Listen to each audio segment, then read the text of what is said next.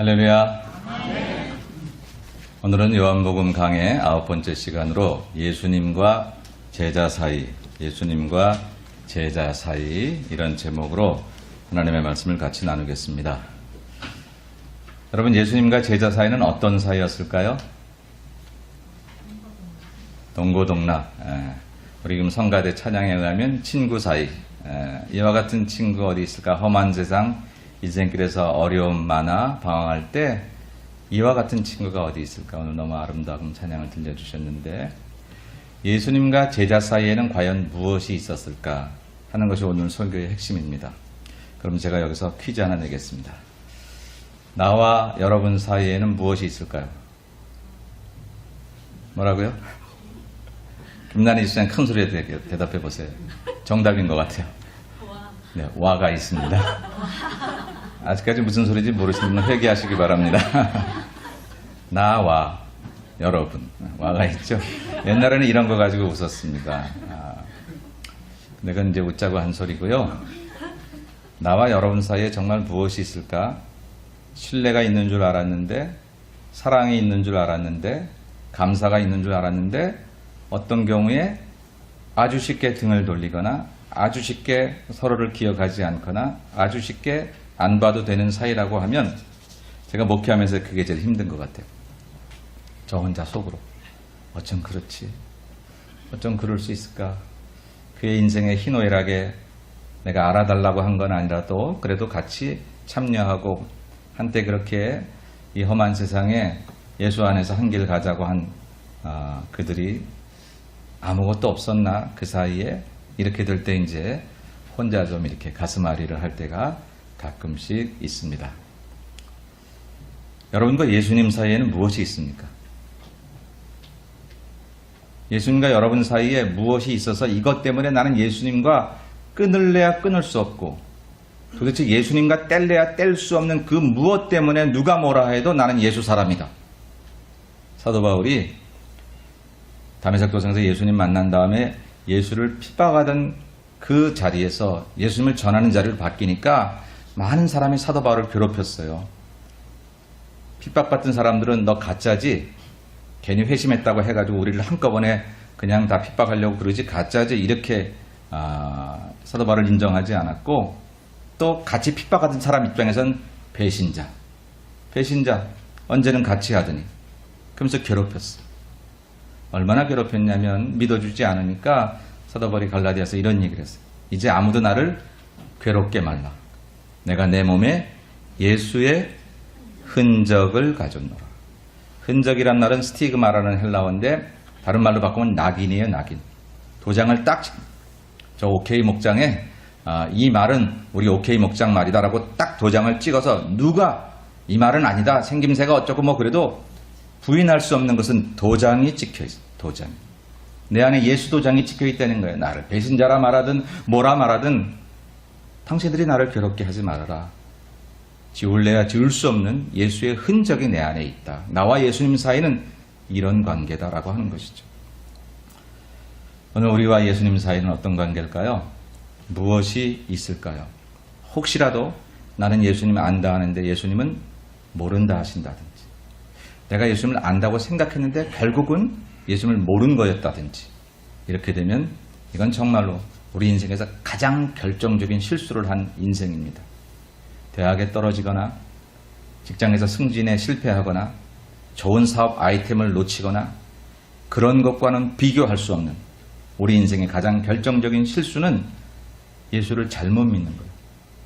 안 믿는 것은 확실한 실수지만 우리가 실수인지 모르고 실수하게 되는 것은 잘못 믿는 것.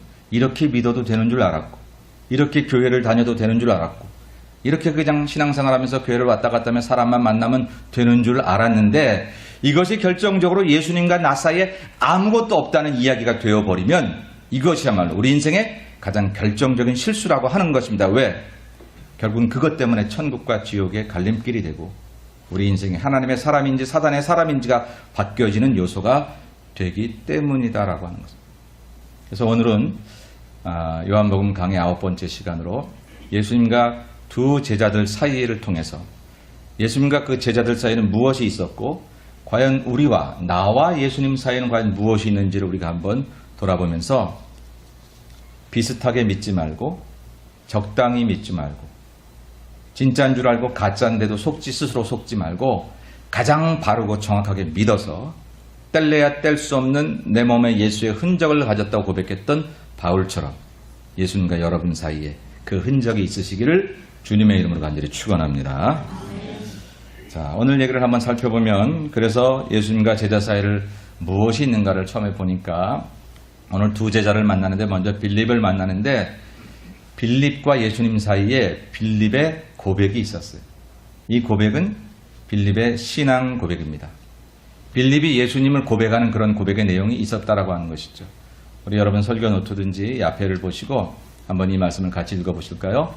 빌립이 나다나엘을 찾아 이르되 모세가 율법에 기록하였고 여러 선지자가 기록한 그 일을 우리가 만났으니 요셉의 아들 나사렛 예수니라. 아멘. 그런 믿음의 고백이 있었어요. 그분이 누구냐?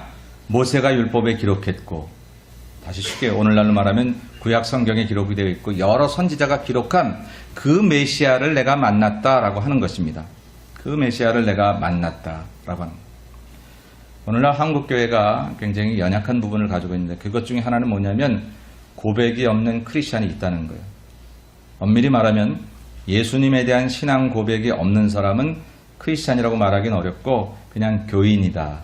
교회에 등록하거나 교회를 다녀서 교회 다니는 사람으로 인정해 줄 수는 있지만 예수님의 사람, 크리스찬이라고 말하기는 어렵다는 거죠. 근데 안타깝게도 교회 안에 그런 사람들이 있어요. 그럼 그들은 뭘 가지고 있죠? 예수님과 자기 사이에 자기의 소원만 가지고 있어요. 자기의 바램만 가지고 있어요. 교회 가면 건강하다니까 나왔어요. 근데 아파요. 아프기 때문에 건강을 원해 나왔는데 내 몸이 계속 아프기 때문에 예수 그리스도가 어떤 분인지 관심도 별로 없고요. 그분이 행하실 이 세상의 미션, 나를 부르신 사명 뭐 이런 거 별로 생각이 안 들고요. 왜 내 몸이 아픈지만 계속 궁금증이 드는, 그걸 풀어주지 않으시니까 내 마음이 흡족하지 못해서 교회 나오는 것도 뜸하게 돼요.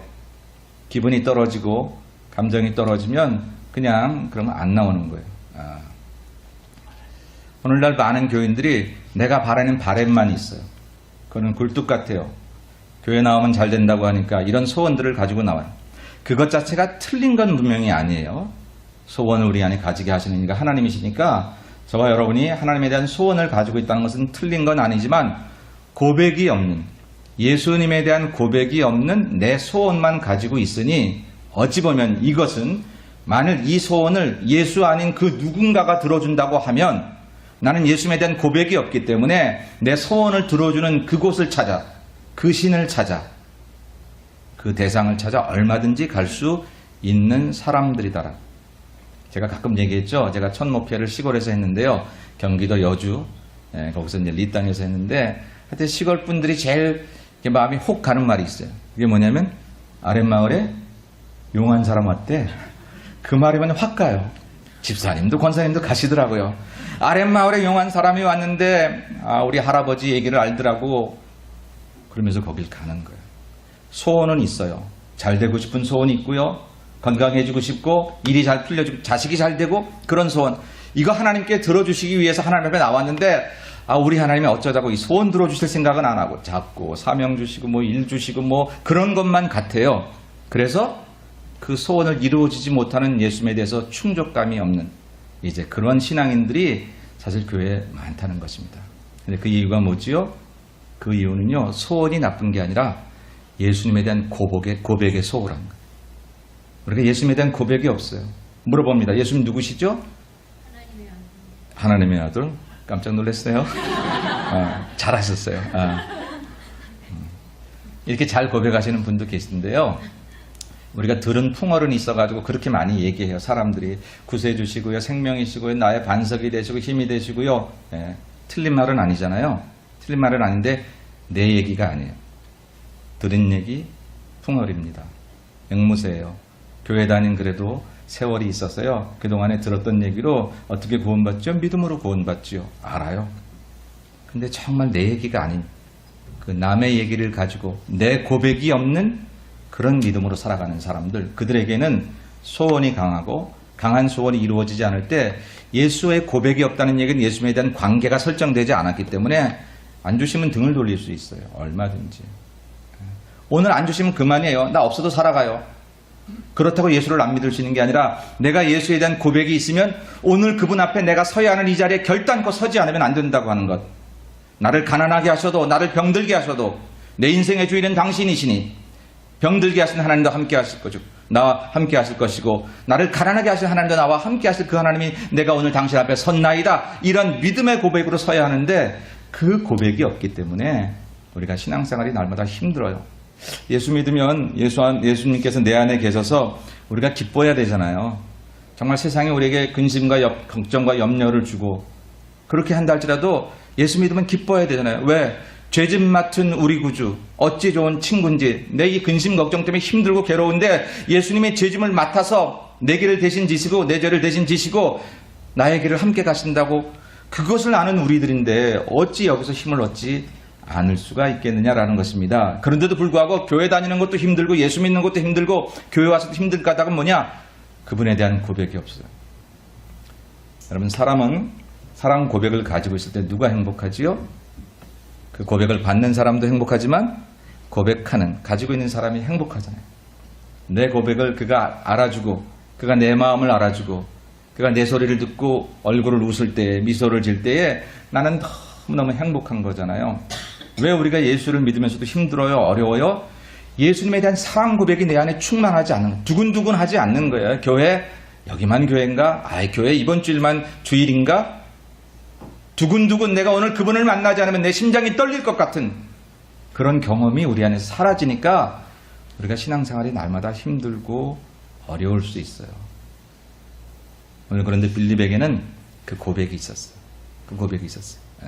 사실 성경에 보면 나를 쫓으라 한 그 말밖에 없는 것처럼 나와 있지만 어떤 경로를 통해서 빌립이 예수님을 이제 알아가면서 예수님께서 나를 쫓으라 하실 때에 그가 그 고백을 가지고 예수님의 제자가 되는데 그 고백으로 충만해서 나다나엘을 찾아서 말하기를 내가 지금 한 분을 만났는데 그분이 어떤 분이냐? 모세가 율법에 기록하였고 여러 선지자가 기록한 그 이 메시아 우리의 구세주 나의 구세주 내가 그분을 만났다라고 이렇게 그는 고백을 하고 있다라고 하는 것입니다. 사랑하는 여러분, 여러분과 예수님 사이에는 그 고백이 있으십니까? 예수님 사랑해요. 오늘 찬양팀하고도 우리가 오 나의 구세주 찬양을 불렀습니다. 예수 예수 불렀어요. 부르긴 부르는데 믿음의 고백이 있으십니까? 오늘 교회 나와서 좋은 사람 만난 것도 감사하고 교회 나와서 여러 가지 즐거운 프로그램을 하는 것도 귀하지만 예수님 못 만나고 간다면 나의 대상이신 나의 믿음의 대상이신 그분을 고백하지 못하고 간다면 우리는 정말 가장 어리석은 사람들일 거다라고 하는 것이죠. 오늘 예수님과 여러분 사이에 먼저 여러분의 고백이 있기를 주의 이름으로 축복합니다. 완전한 고백이 못 돼도 괜찮아요. 오늘 본문에도 보세요. 마지막에 뭐라고 그랬냐면 요셉의 아들 나사렛 예수니라. 요셉의 아들로 고백했잖아요. 아직 온전한 하나님의 아들로 잘 몰라요. 아직 온전한 그 예수 그리스도는 비밀을 다 몰라요. 그래도 저것만으로도 지금 충분해요. 그리고 그게 출발이에요. 하나님이 저와 여러분들에게 너 나를 어떻게 고백하니? 라고 말할 때 우리가 멋지게 신학적으로 성서적으로 고백하지 못하니까 야, 너 믿은 지가 이게 3년이 넘고 5년이 넘었는데 그게 뭐냐라고 내치지 않으신다. 내치지 않으시는. 그 마음 기억하시고 틀린 것 오히려 그분이 교정해 주시고 붙잡아 주시고 그래서 우리의 믿음이 성장하도록 우리를 도우시는데 반드시 고백이 있는 자에게 그렇게 된다. 특별히 오늘 빌립의 고백 가운데 중요한 건 뭐냐면요. 그가 말씀에 근거한 고백이었다는 거예요. 여러분 수많은 유대인들 대부분의 유대인들은 아직도 구약에 기록된 예수님을 오시지 않았다고 구약에 기록된 메시아를 오시지 않았다고 생각합니다. 여러분이 행콕팍에 사는 유대인들 만나시면 알잖아요. 지금도 그들은 오실 메시아를 기다립니다. 근데 이 빌립은 그렇게 배운 사람도 아니고 베스다 사람이라고 그랬는데 그 당시로 말하면 아주 촌사람인데 이 촌사람이 지금처럼 성경이 합본으로 나와 있던 때도 아니고요. 성경 읽을 수 있는 기회도 없고 들을 수밖에 회당 예배를 통해서 들을 수밖에 없었는데 어떻게 이 예수를 구약에 기록된 그 예수라고 고백할 수 있었는지 참 이건 신비스럽고 놀라운 일입니다. 이건 정말 하나님께 감사할 일일 뿐이죠.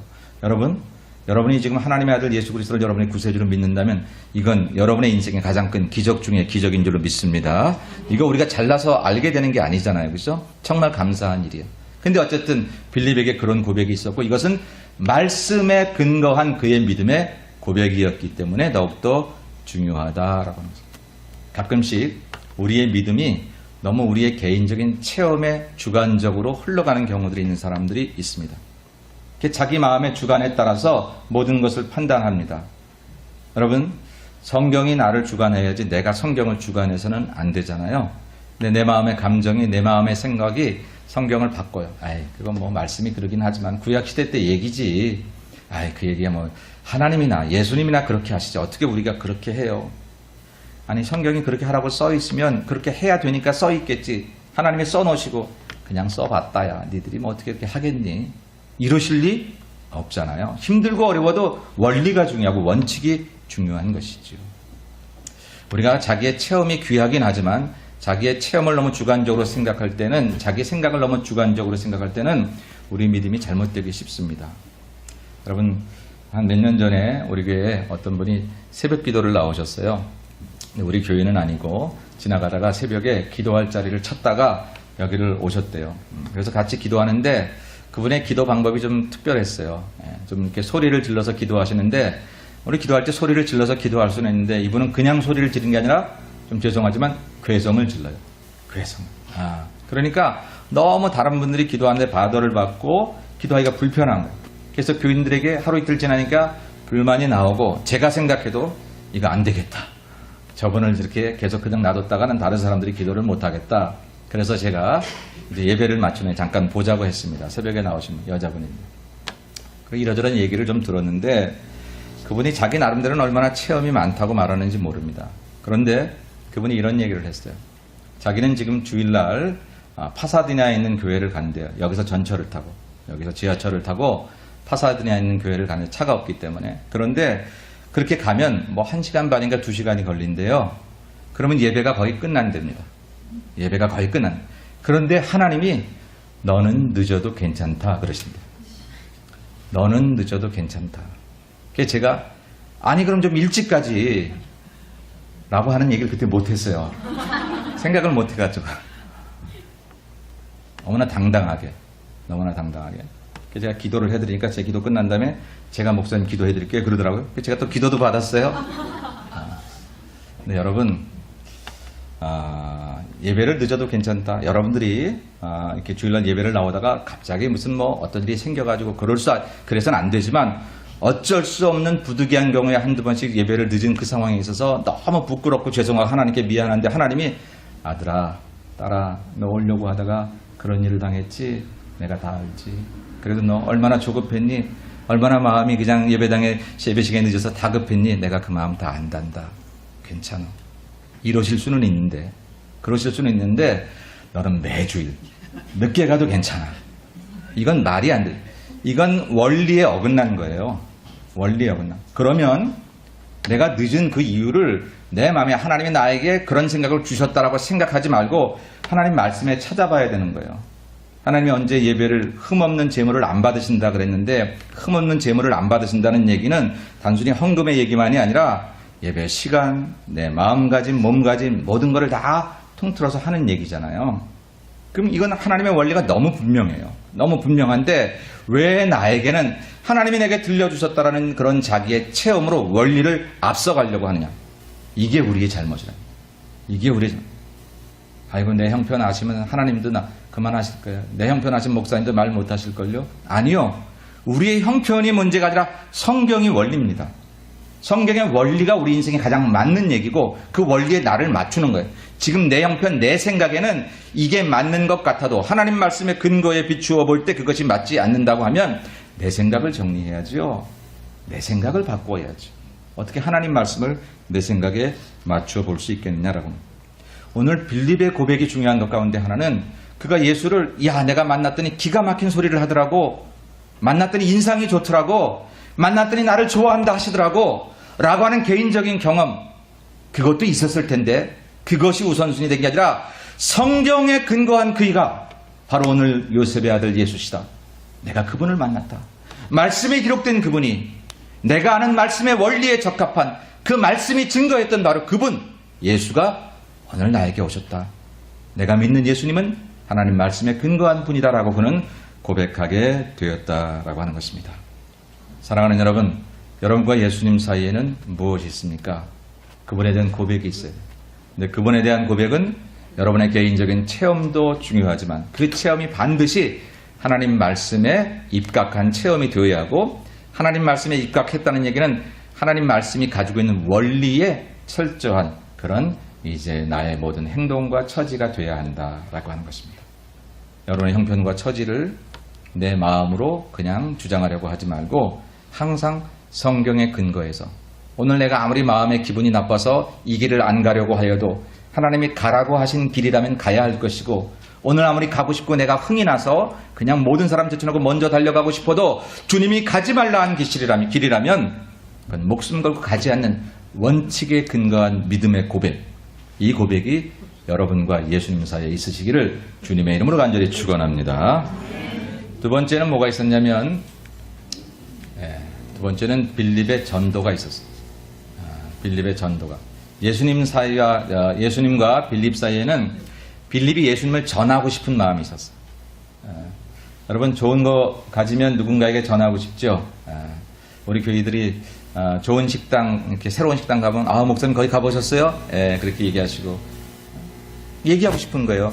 그 만난 거 보여주고 싶고. 기다리고 있습니다, 계속.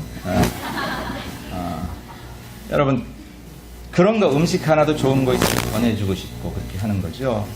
근데 빌립은 예수님, 내 안에 계신 예수님을 발견하면서 그것을 전하지 않고는 견딜 수 없어요. 뜨거운 마음이 있었어요. 뜨거운 마음. 그래서 그는 나다나엘에게 찾아가서 아까 내가 이렇게 예수를 만났다 그렇게 얘기를 했습니다. 그랬는데 이 나다나엘이 아주 찬물 끼얹는 소리를 합니다. 뭐라고 하죠? 우리 46절을 같이 읽어봅니다. 나다나엘이 이르되 나사렛에서 무슨 선한 것이 날 수 있느냐? 빌립이 이르되 와서 보라 하니. 아멘.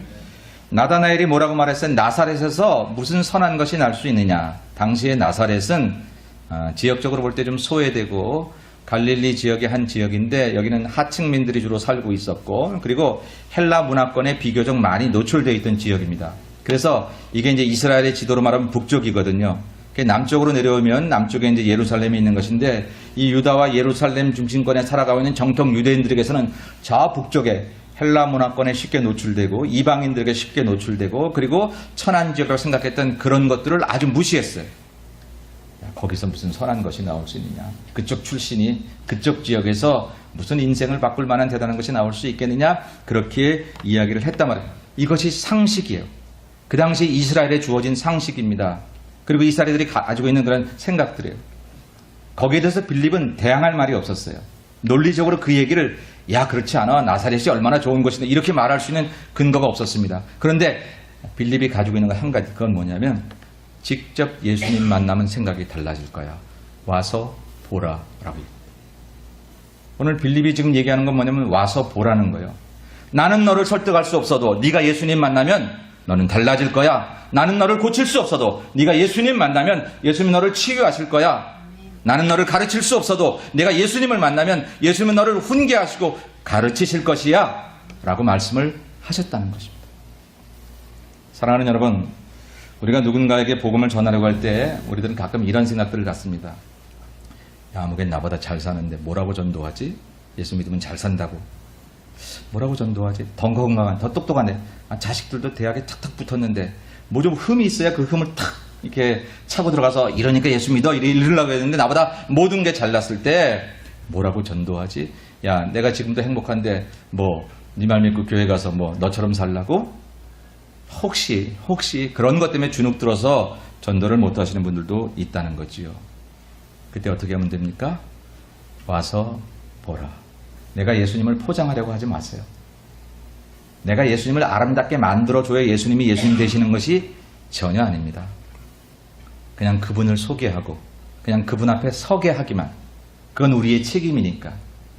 그래서 예수님이 어떻게 좋은 분인지 우리가 알면 알수록 그것을 얘기할 수는 있겠으나 혹시 모른다 하여도 직접 와서 보라고 직접 예수님을 만나보라고 내 인생에 예수님 만나야 성공할 거야 라고 얘기할 수 있어야 된다는 것입니다. 네가 아무리 잘 사는 것 같아도 인생은 결국 끝이 있고 천국 아니면 지옥 가는 인생이 될 터인데 내가 예수님 만나지 않으면 내 인생은 그렇게 될 수 없다는 사실들에 대해서 우리들은 얘기할 수 있어야 된다. 예수님을 직접 보라고 말할 수 있어야 된다라고 하는 것입니다. 여러분은 복음 전할 때 어떤 마음으로 전하십니까? 자신 있으십니까? 예를 들면 내가 이 복음을 전하면 이 사람이 이 복음을 받으면 인생이 기가 막히게 달라질 거야. 나중에 언젠가 고마워. 나에게 이 복음을 전해서 고마워. 이렇게 얘기하게 될 거야. 지금은 잘 모르지만. 그렇게 생각하십니까? 아니면 아이고 예수 믿으라고 그랬다가 뭐 저 사람 진짜 건강 찾으러 나왔는데 건강 안 오고 저 사람 사업 망해서 이렇게 예수 믿으면 잘 된다고 내가 소개를 했는데 와서 또 사업도 안 되면 어떡하지? 혹시 그런 생각 가운데 예수를 전하시는 분은 안 계십니까? 주님의 역사는 우리의 믿음에 따라서 그 사람에게 다르게 역사할 수 있는데 여러분들이 자신 있게 믿기만 하고 자신 있게 전하기만 하면 그 사람 마음에 심어지는 성령의 역사는 분명히 하나님께서 하시기 때문에 여러분 자신 있게 복음을 전하셔야 합니다. 내가 전하는 예수님에 대해서 내가 더 신뢰하셔야 됩니다. 내가 예수님을 도와드려야 예수님이 빛나는 게 아닙니다. 나는 혹시 예수님께 먹칠을 한다 해도 예수님은 그분 자체로 빛이 나시는 분이고 예수님은 그분 자체로 능력이 되시는 분이기 때문에 여러분 마음껏 예수님을 소개하셔야 됩니다. 혹시 우리 교회가 이렇게 더 좋은 교회가 못 돼서 교회 나오라고 혹시 못 하시는 분이 계십니까? 걱정하지 마십시오. 네. 그 사람이 더 좋은 교회를 찾아가고 더 좋은 교회된 환상을 가지고 있다고 할지라도 어느 교회든지 사람 때문에 좋고 나쁜 건 있어도 교회는 본질적으로 그리스도의 몸인 거로 우리 재단에 하나님 보내시면 그 사람이 더 좋은 교회를 찾아서 우리 교회에 그것이 없는 것 같으나 예수가 계시기 때문에 주님이 계시기 때문에 주님을 직접 만나기만 하면 그 사람은 우리 교회 안에서 구원받은 생명이 될 줄로 믿습니다. 그러므로 걱정하지 마세요. 목사님 우리 교회가 이런 게 부족해서 이것만 있으면 내가 전도하라고 할 텐데 천만에 그게 문제가 아니라 예수가 계시잖아요. 예수님이 계시잖아요. 예수님이 자신 있게 전도하십니다. 이런 데 있어서 가장 자신 있던 사람 중에 하나가 사도 바울이었습니다. 사도 바울은 자기가 전하는 그 복음에 대해서 너무너무 자신이 있었고 너무나 자랑하고 싶었어요. 로마서 1장 16절 같이 봅니다. 내가 복음을 부끄러워하지 아니하노니 이 복음은 모든 믿는 자에게 구원을 주시는 하나님의 능력이 됨이라. 먼저는 유대인에게요 그리고 헬라인에게로다. 아멘. 내가 복음을 부끄러워하지 않는다는 거예요. 복음이 얼마나 자랑스러운 것인지 복음이 얼마나 영광스러운 것인지 그 복음 때문에 내가 살고 결국 내 인생에 장래와 미래도 그분께 달려있고 결국은 천국 가는 인생이 된다고 하는 것, 이 복음을 어찌 무엇 때문에 내가 부끄러워 전하지 못하겠느냐라고 하는 것입니다. 여러분이 복음에 대한 이해가 부족해도 괜찮아요. 성경을 다 몰라도 괜찮아요. 와서 보라고 말씀하십시오. 예수님 만나라고 말씀하십시오. 교회 다니라고 말씀하십시오. 우리 교회 오라고 말씀하십시오. 그 사람이 우리 교회 올 수 있는 형편인데 어디서든지 예수를 만나면 그 사람의 인생이 달라질 것입니다. 그 사람이 우리 교회 와서 예수님 만나면 그 사람의 인생이 달라질 것입니다. 어떻게 저 사람의 인생이 달라질까? 우리가 애써 염려할 것 없습니다. 예수님 만나면 예수 안에서 그들의 인생이 달라질 것을 믿는 것, 그것이 빌립에게 있었어요. 그래서 와서 보라는 것입니다. 나다나엘의 한 말이 더 맞아요. 어떻게 나사렛에서 선한 것이 있겠느냐? 우리에게 전도할 때 이 전도를 방해하거나 말을 듣지 않는 사람들의 말이 더 합리적인 것 같은 게 더 많아요. 가면 뭐가 달라지는데 보여주면 갈게. 그게 더 맞는 말인 것 같지만 그 말에 대해서 우리가 합리적으로 설명을 못한다고 할지라도 한 가지 확실하게 할 수 있는 것은 와서 보라. 예수님 만나. 네가 예수님 만나면 내 인생이 달라질 것이며 교회 오면 내 인생이 달라질 것이다. 자신 있게 선포할 때에 하나님이 여러분을 통해서 놀라운 일을 행하실 줄로 믿습니다. 그게 빌립에게 있었던 것. 오늘 여러분에게 있어야 할 것은 무엇입니까? 복음을 자랑스러워하고 교회를 자랑스러워. 바울은 계속해서 이렇게 말하죠. 같이 듣겠습니다. 그러므로 내가 그리스도 예수 안에서 하나님의 일에 대하여 자랑하는 것이 있거니와. 아멘. 그가 하나님의 일을 하게 되었다는 사실이 얼마나 자랑스러운 일인지, 얼마나 고마운 일인지. 여러분, 성가대 찬양팀 이렇게 앞에 보이는 것만이 아니라 얼마나 자랑스러운 일입니까? 또 눈에 보이지 않아도 여러분 얼마나, 우리 오늘 권사님들이 식사하신다고 아마 일부 예배드리고 지금 저기서 식사 준비들도 하고 그러실 텐데 남 보이지 않아도 구석구석에서 수고하는 우리 교우들이 얼마나 많습니까? 자랑스러워한다는 거예요. 복음을 자랑스러워하고 교회를 자랑스러워하고 성도들을 자랑스러워할 때 하나님은 그 일을 통해서 영광을 나타내시고 한 생명을 구원하시며 우리 인생을 행복하게 하실 줄로 믿습니다. 빌립과 예수님 사이, 거기는 그의 믿음의 고백이 있고 예수님에 대해 자랑하는 마음이 있었습니다. 여러분과 예수님 사이 신앙 고백이 있습니다. 소원만 가지면 힘들어요. 내 소원만 가지면 소원도 안 이루어지고 믿음 생활도 쉽지 않아요. 믿음의 고백을 가지면 그것 때문에 내 인생이 너무 행복해지고, 그리고 예수님에 대해서 자랑스러워하면 내 자랑 대신 예수님께서 내 인생을 아름답게 하늘의 별처럼 빛나게 하시는 은혜가 있을 줄로 믿습니다. 다음에 세 번째로, 예수님과 나다나엘 사이에는 나다나엘을 아시는 예수님이 계셨어요. 예수님께서 나다나엘을 다 아신다는 거예요. 아신다는 거. 네. 한번 성경을 보겠습니다. 같이 읽어보죠. 예수께서 나다나엘이 자기에게 오는 것을 보시고 그를 가리켜 이르시되, 보라, 이는 참으로 이스라엘 사람이라, 그 속에 간사한 것이 없도다. 아멘. 나다나엘을 보시면서 나다나엘이 이렇게 걸어오니까 참 이스라엘 사람이라, 그 속에 간사한 것이 없도다. 간사하다는 말은 겉과 속이 다르지 않다, 일관된 마음을 가지고 있고 진실하다라고 하는 얘기고, 실제로 나다나엘이 그렇게 진실함으로 예수님을 기다리던, 메시아를 기다리던 그런 사람이었습니다. 근데 그거를 예수님이 아신다는 거. 어떻게 나를 아시지? 나는 지금 예수님을 처음 보는데 어떻게 예수님께서 나를 아실까? 그 사실이 나다나엘에게 얼마나 좋았냐면 이렇게 고백합니다. 보지요. 나다나엘이 이르되, 어떻게 나를 아시나이까? 예수께서 대답하여 이르시되, 빌립이 너를 부르기 전에 내가 무화과 나무 아래에 있을 때에 보았노라. 아멘. 나다나엘이 어떻게 나를 아시지요? 나를 아신다는 그 사실에 마음이 확 무너졌어요. 그러면 사람은요, 누군가가 나를 알아줄 때 그때 참 힘이 나는 것 같아요. 우리 어렸을 때 학교 다닐 때 선생님이 나를 알아주면 얼마나 좋은지요. 얼마나 뭐 청소하고 막 이래도 선생님이 그거를 알아주시면 얼마나 좋아요. 여러분, 부부간에도 마음을 못 알아주면 그게 제일 힘들다고 하더라고요. 아내 마음을 몰라주는 남편들 있으시면 회개하시고요. 제가 회개할 사람입니다. 남편 마음을 몰라주는 아내들 회개하시고, 그죠? 교우들끼리도 서로 마음 몰라주고, 목사의 마음을 몰라주는 성도들, 성도의 마음을 몰라주는 목사. 만일 그렇다면 참 거기에는 신앙생활에 좀 힘든 부분이 있을 거예요. 나를 알아준다는 것은 너무너무 귀한 일입니다. 우리 아까 영상 봤죠? 하나님으로부터 온 편지. 하나님은 우리를 아신대잖아요. 태초부터 내가 너를 지었고, 내가 너를 계획했고, 내가 너를 얼마나 사랑하는지 너의 안고 일어섬을 알고 내가 너를 이렇게 사랑한단다 라고 그렇게 말씀하셨습니다. 나다나엘이 그 말씀을 들으면서 너무너무 감동을 했던 거예요. 어떻게 저를 아셨습니까? 예수님께서 너를 부르기 전에 무화과 나무에 아래 있을 때부터 보았다. 사실 무화과 나무 아래 있을 때부터 본 게 아니라 원래 그의 인생 전반을 예수님은 아셨던 거죠. 하나님의 아들이시니까. 이 무화과 나무 아래에 있다는 표현은 당시에 어떤 표현이냐면, 거기는 광야 지역이고 사막 지역이라 더워요. 나무 그늘이 없는데 이 무화과 나무가 자라면 잎이 굉장히 큰 잎이 돼서 우리나라 이렇게 정자나무 그늘 아래 이렇게 모여서 어떤 일을 하는 것처럼 무화과 나무 아래에 모여서 그때에 하나님 말씀을, 율법을 같이 강론하고 묵상하고 공부하고 가르치는 그런 모임들이 주로 무화과 나무 아래에서 모였다는 거예요. 그러니까 나다나엘은 이미부터 하나님 말씀을 묵상하고 메시아를 기다리는 아주 성숙한 신앙인이었고, 이제 그랬던 모든 것들을 안다고 하는 예수님의 말씀 속에 그의 마음이 확 예수님께 이제 열려지게 되는 것이죠. 사랑하는 여러분, 여러분은 하나님을 아시는 것만큼 하나님이 여러분을 훨씬 더 잘 아신다는 사실에 우리는 사실 놀라셔야 됩니다. 하나님이 여러분들을 아십니다. 어떻게 아시지요? 우리를 아시는 하나님 한번 우리 같이 한번 읽어보십시다. 여호와여, 주께서 나를 살펴보셨으므로 나를 아시나이다.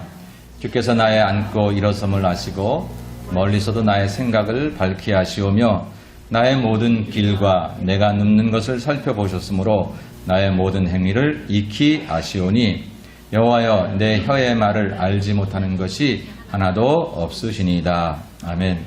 시편 139편 오늘 4절까지만 읽었지만 139편 전체를 읽어보시면 하나님이 나를 아신다는 얘기예요. 나를 살펴보심으로 나를 아시는데요. 앉고 일어섬을 아시고 멀리서도 나의 생각을 아시는 거예요. 나의 모든 길을 아시고 내가 눕는 것을 아시고 나의 모든 행위를 익히 아시고 내 혀의 모든 말들을 하나도 알지 못하시는 것이 없다라고 하는 것입니다. 그런데 하나님 나를 아신다는 사실이 왜 좋은 거예요? 하나님 나를 아신다는 사실은 내 연약함은 강하게 바꿔주시고 내 죄는 회개하게 하셔서 그 죄의 굴레에 살지 않게 도와주시고 나를 지키시고 돌보셔서 졸지도 주무시지도 아니하시면서 나와 함께 하신다는 얘기가 하나님이 나를 아신다는 얘기예요. 사람들은요, 나를 알 때 불편함이 있어요. 나를 알아서 도움이 되는 사람도 있지만 나를 알아서 내 약점을 알아서 그 약점을 노리는 사람도 있고 내 허물을 알아서 그 허물 가지고 동네방네 다니면서 사람을 죽이려 하는 사람들도 있고요. 그리고 아는 것도 제대로 아나요? 대부분은 사람들이 사람을 잘못하는 경우가 많아요. 그래서 그 사람에 대해서 잘못된 유언비를 퍼치면 그러면 사람들은 또 그것을 듣고 또 잘못 그런 생각들을 하게 돼요. 쫓아다니면서 막을 수가 없어요. 그러니까 사람들이 나를 안다는 것 자체가 두려울 때가 있습니다. 잘못 알고 오해하고 그래서. 그런데요, 하나님이 나를 아신다는 사실은 그런 것과 정반대예요. 하나님이 나를 아신다는 것은 연약하면 연약한 대로 나를 보다듬어 주시고 세임 주실 것이고 혹시 내게 좀 잘하는 것이 있거나 또 은사가 있거나 주님 칭찬해 주시고 격려하셔서 더 개발시켜 주시고 내가 도대체 어떻게 살아가야 할지 잘 모르고 날마다 우둔하고 지혜롭지 못해서 넘어지고 쓰러질지라도 하나님 그 연약함을 아시고 내가 너의 체질을 안다 라고 말씀하시면서 그 연약함 속에서 몸부림치는 나를 사랑하는 아들아 딸아 그만하면 됐어. 잘했어. 애썼어. 아니 아직 택도 없는데 아직 더 인간적으로 볼 때 세상적으로 볼 때 도달해야 될 그런 거리가 먼데 그래도 하나님께서는 나의 체질을 아시니까 약함을 아시니까 이 약함 속에서 최선을 다했던 그 모습을 인정해 주신다라고 하는 거죠. 그게 아시는 거예요. 그러니까 하나님이 나를 아시는 것은 연약한 자에게는 연약한 죄로 잘못된 자에게는 잘못된 대로 강한 자에게는 강한 자대로 우리를 도우시는 하나님의 능력이 되시니 얼마나 감사한 일이냐라고. 사람은요 자기도 자기를 잘 모르더라고요. 자기가 자기를 속이는 길이 참 많아요. 나도 나를 잘 모르잖아요. 나보다 나를 더 잘 아시는 분이 하나님이신데 그분이 나를 아신다는 사실을 여러분 믿으실 때 여러분 더 이상 염려하지 마세요. 더 이상 괴로워하지도 마시고 더 이상 힘들어하지도 마세요. 제가 이렇게 보면 교회 와서도 믿음 생활에 힘들고 어려운 사람들이 많이 있고 또 우리 인생에 힘들고 어려운 일이 많은데 그 힘들고 어려운 그 근거에는 뭐가 있냐면 내가 모르겠는 거예요. 이 길이 어떻게 될지 모르겠는 거예요. 이 문제가 어떻게 풀려질지 모르겠는 거예요. 이 문제를 어떻게 해결해야 될지 방법이 없는 거예요. 도대체 이 길 계속 가다 보면 내가 이 좋은 일이 될지 나쁜 일이 될지 세월은 흘러가고 나이는 먹어가는데 정말 이 잡을 계속 가져야 하는지 이 길을 계속 걸어 이 사람을 계속 만나야 되는지 이 일을 계속 해야 되는지 내가 모르기 때문에 내가 힘들고 어려워요. 그런데 나보다 날 더 잘 아시는 하나님 앞에 내 인생길을 맡기면 하나님 내게 어떠한 경로를 통해서든지 갈 길 가게 하시고 설 때 서게 하시고 오고 가는 것을 출입을 지켜주는 그런 우리의 하나님이시기 때문에 우리가 인생을 바로 살 수 있는 것을 믿을 때에 그 인생이 얼마나 행복한 인생이냐. 사랑하는 여러분, 하나님은 여러분의 모든 출입을 지키시는 분이심을 믿으시기를 주의 이름으로 축원합니다. 우리를 다 아신다는, 나를 지키신다는 거죠. 목숨 걸고 우리를 지키신다는 그 사실. 그게 오늘 나다나엘에게 순간적으로 다가왔던 거예요. 나를 아신다는 그 사실에 너무 감사해서. 그래서 이렇게 고백하게 됩니다. 그래서 나다나엘은 우리를 알아주는 예수님의 그 아심이 있었고요. 거기에 대해서 나다나엘이 이렇게 고백을 하고 같이 고백하죠.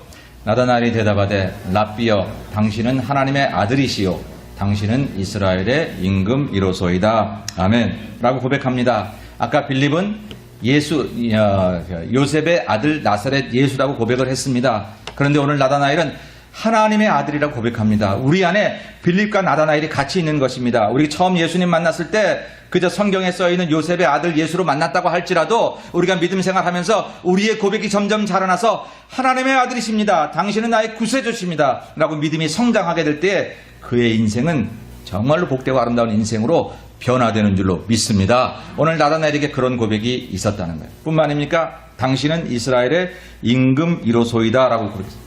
임금이라는 건 왕이라고 하는 얘기죠.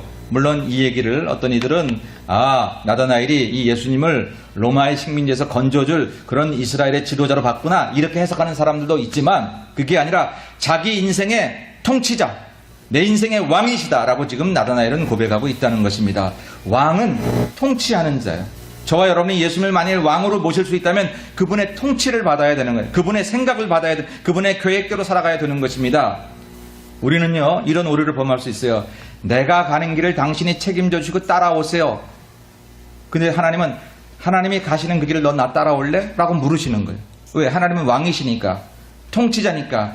하나님이 나보다 내 인생을 더 잘하시기 때문에 내 인생 걸어가는 길도 하나님께서 원하시는 그 길로 내가 가면 너 따라올래? 라고 거기서 그 통치에 순종하기를 바라시는 것이죠. 오늘 그 고백이 나다나엘의 고백을 통해서 고백되어진 것입니다. 저와 여러분에게 어떻습니까? 예수님을 뭐라고 고백하십니까? 예수님은 나의 왕이십니다. 라고 고백을 하지만 그 왕이 내가 그분의 통치를 받아야 될 왕이 아니라 내가 얻고 싶은 것, 갖고 싶은 것, 내가 바라는 그것을 왕이라는 큰 힘을 가지고 나에게 주소서라고 하는 고급스러운 도구로만 혹시 전락시킨 어리석은 너희들은 아닌지 한번 돌아보자라고 하는 것입니다. 사랑하는 여러분, 이 나다나엘이 누군가 하면 어떤 이들은 아마 이게 바돌로메가 아닐까, 예수님 제자 가운데 그렇게 이야기도 하지요. 그런데 이제 나다나엘은 사실 요한복음에만 나오고 이 부분에만 나와요. 다른 부분에 없어요. 이 사람의 그 다른 행적을 알 수 없지만 하나님께서 이렇게 말씀하실 때 정말, 예수님께서 이렇게 말씀하실 때 정말 훌륭한 믿음의 사람이었던 것은 분명합니다. 그런데 그의 믿음 가운데 하나님을, 예수님을 왕으로 고백하는 그런 믿음이 있었다고 할 때 오늘 저와 여러분에게 있어야 할 믿음의 고백 중에 하나가 그분의 통치를 인정하는 왕으로서의 고백. 이게 꼭 있어야 합니다. 그래야 우리가 하나님을 끌고 다니지 않아요. 하나님에게 끌려가야 돼요. 하나님에게 따라가야 돼요. 내가 가고 싶은 대로 하나님을 끌고 가는 것 어렸을 때 하는 거예요. 어린아이가 끌고 가면 아빠도 따라가고 엄마도 따라가고 뭐 좋든 나쁘든 애 건드리지 않기 위해서 따라갑니다. 어렸을 때 그러죠. 근데 이 아이가 커서 고등학생 되고 대학생 되는데 맨날 지 먹고 싶은 데만 엄마 아빠를 끌고 다니면서 따라오라고 하면 안 되잖아요. 안 되잖아요. 사랑하는 여러분, 우리 예수님을 이렇게 전락시키지 말고 그분은 왕이시니 나에 대한 그분의 계획과 생각을 가지고 그분의 통치에 우리가 순종하게 될 때에 그때 우리 인생이 얼마나 달라질지 여러분 기대하시고, 여러분들도 당신은 나의 하나님의 아들이시요 당신은 이스라엘의 임금 나의 왕이십니다. 이런 고백하시기를 주의 이름으로 간절히 축원합니다. 그래서 사실은요, 이러한 믿음의 고백이 커지면 우리 문제가 줄어들어요. 우리 신앙생활 할 때 우리가 착각하는 거 있어요. 문제가 많을 때 문제를 붙잡고 울기만 하면 문제가 해결되가라는 착각 아니에요. 성도들의 방법은 그런 거 아닙니다. 문제가 있을 때 문제를 붙잡고 울지 말고 그리스도에 대한 내 믿음을 키우세요. 내 믿음이 커지고 예수 그리스도에 대한 신앙 고백이 반듯하고 정확하고 확실해지면 이 문제가 아무것도 아니었음을 경험하게 됩니다. 내 안에 있는 예수님에 대한 그런 믿음이 커지면 커질수록 믿음이 세상을 이기는 것을 경험하게 되고 내가 이전에 참 어리석었구나 하는 것을 깨닫게 된다라고 하는 것이죠. 이러한 믿음의 고백이 커질 때 우리가 가지고 있던 모든 근심 걱정 바람같이 날아가는 놀라운 은혜를 경험하게 될 줄로 믿습니다. 결론입니다. 예수님과 제자 사이에는 무엇이 있었냐면 제자에 대한 예수님의 아심이 있었어요. 다른 말로 표현하기가 제가 참 그래서 예수님이 우리를 아신다는 얘기 그냥 써봤습니다. 사랑하는 여러분, 예수님이 아십니다. 예수님이 아시는데 어디 가서 문제를 해결하겠어요. 제일 제가 가슴 아픈 건 힘들고 어렵고 괴로울 때 문제를 해결해야 될 때 문제를 해결하실 예수님이 계신 이 성전을 떠나는 것, 예수님을 떠나는 것. 아시는 그분 앞에 나와야 고치지, 모르는 데 가서 그 사람이 내 인생을 알아요? 그 문제가 내 인생을 알아요? 그렇게 막 살면 내 인생의 문제가 풀어져야 아니잖아요. 내 인생의 모든 잘못된 부분까지 아시는 예수님 앞에 더욱더 매달려야죠. 오늘 이 제자들과 예수님 사이에 그리스도의 아심이 있었던 것처럼 오늘 저와 우리와 하나님 사이에 우리를 세밀하게 하시는 우리 하나님이 계신 줄로 믿습니다. 뿐만 아니니까 예수님에 대한 제자들의 신앙 고백이 있었습니다. 제자들이 원하는 소원이나 바램만 있었던 게 아니고요. 그들이 예수님을 얼마나 사랑하고 얼마나 그분에 대한 그런 고백을 하고 싶어하는 뜨거운 마음들의 정확한 신앙 고백이 있을 때에 그 고백이 커지면 커질수록 문제는 작아지고 그 고백이 커지면 커질수록 인생은 행복해지고 그들의 인생이 바뀌어지는 그런 은혜를 경험했던 것처럼 오늘 우리와 예수님 사이에 그 고백이 있어야 된다고요. 360일 내내 내 소원만 가지고 살지 말고 예수님 사랑해요. 예수님 나의 구주 되세요.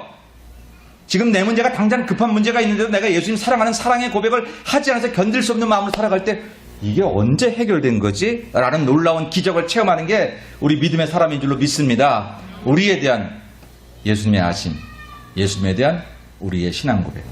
이것이 커질 때에 우리의 문제는 사라지고 놀라운 그런 새로운 삶의 지경에 들어갈 줄로 믿고, 우리 예수말 모든 성도들, 이 예배에 참여한 모든 여러분들에게 그리스도에 대한 놀라운 신앙 고백이 날로 날로 커져가는 그런 귀한 은총이 있으시기를 주님의 이름으로 간절히 축원합니다. 기도하겠습니다. 아버지 하나님, 사실은 나도 나를 잘 모르는데 내 주님이 나를 아신다는 사실이 얼마나 고맙고 감사한지요. 하나님, 내가 왜 그랬는지 모를 때도 많고, 왜 그렇게 말했는지, 왜 그렇게 생각하고 있는지, 왜 그 길을 갔는지 모를 때도 많은 저희들. 그래서 나를 스스로 학대하고 저주하고 싶을 때도 있었던 우리들. 그러나 그런 나도 아시는 하나님께서 때로는 내 잘못도 용서해 주시고 나를 위로하시고 나를 사랑하신다는 말씀을 오늘도 이 제단을 통해서 들려주시니 하나님 고맙고 감사합니다. 그 마음 가지고 살아가는 저희들 되도록 은혜 베풀어 주옵소서. 주님, 바람 가지고 소원 가지고 나왔는데 이제는 그것만 갖지 말고 내 하나님을 얼마나 사랑하는지 내 마음에 가득 찬 뜨거운 마음으로 주님에 대한 반듯하고 정확한 신앙 고백 가지게 도와 주시옵시고, 내 안에 주님에 대한 신앙이 고백이 커지면 커질수록 내 인생의 문제는 작아짐을 경험하는 복된 성도들이 다 될 수 있도록 은혜 베풀어 주옵소서. 그래서 이것이 나의 간증이고 이것이 나의 찬송이라고 많은 사람 앞에 예수님을 자랑스럽게 얘기할 수 있는 모든 성도들 되게 하여 주시옵기를 예수님 거룩하신 이름으로 간절히 기도 올리옵나이다. 아멘.